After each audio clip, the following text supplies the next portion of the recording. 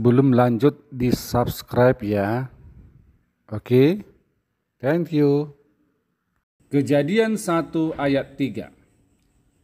Sains memberi pandangan terjadinya terang di jagat raya ini karena adanya matahari. Terjadinya siang dan malam yang dilihat manusia itu karena adanya perputaran bumi pada porosnya,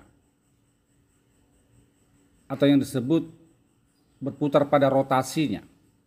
Dan yang searah matahari akan mendapat sinar, dan itu akan disebut terang, dan siang, sedangkan yang tidak dapat sinar akan disebut gelap atau malam.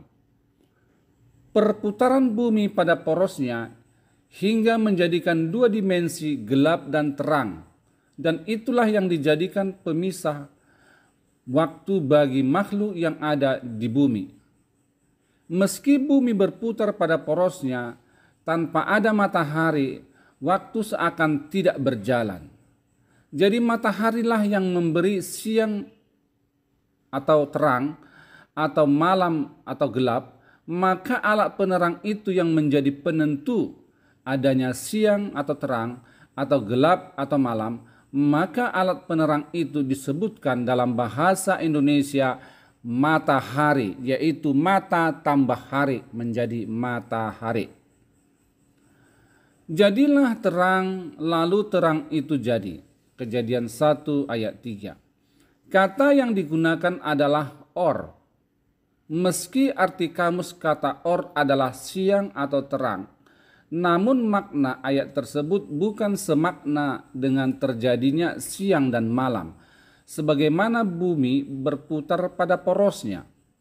Adapun alasan-alasannya adalah sebagai berikut. Yang pertama, alat penerang di masa itu belum diciptakan, misalnya matahari. Kedua, ada ayat sebelumnya yang menjadi latar belakang mengapa menggunakan kata or. Ada peristiwa yang terjadi sehingga menjadikan ciptaan Tuhan yang dimaksud pada ayat 2, yang pada ayat kedua tidak berbentuk dan kosong atau disebut berantakan. Sebelum Tuhan menciptakan jagat raya, sudah ada kehidupan, misalnya adanya masa penciptaan malaikat-malaikat. Karena kejatuhan malaikat itu, maka Allah harus menata kembali apa yang pernah diciptakan. Ciptaan itu harus teratur. Keteraturan itulah yang dimaksud. Kata terang atau teratur seperti yang terdapat dalam Kejadian 1 ayat 3. Pada kata or ada dihadirkan tanda makef, sehingga kata or mendapatkan arti sebagai objek tidak langsung. Kehadiran makef menjadikan kata tersebut diartikan bukan berarti harus sesuai kamus, tetapi ada makna lain dalam penggunaannya. Ini yang dikenal dengan istilah makna sintaksis yang terkandung di dalam kata.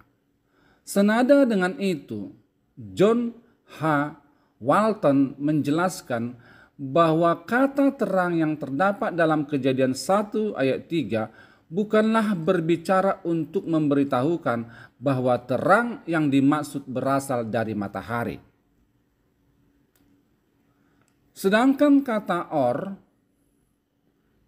baca laor, dalam ayat 5 tanpa pembubuhan makef sesuai gramatikal Ibrani, maka kata tersebut terdiri dari 3 kata. Yang pertama, lamet sebagai preposisi.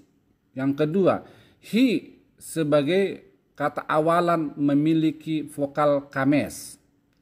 3, or sebagai kata sifat.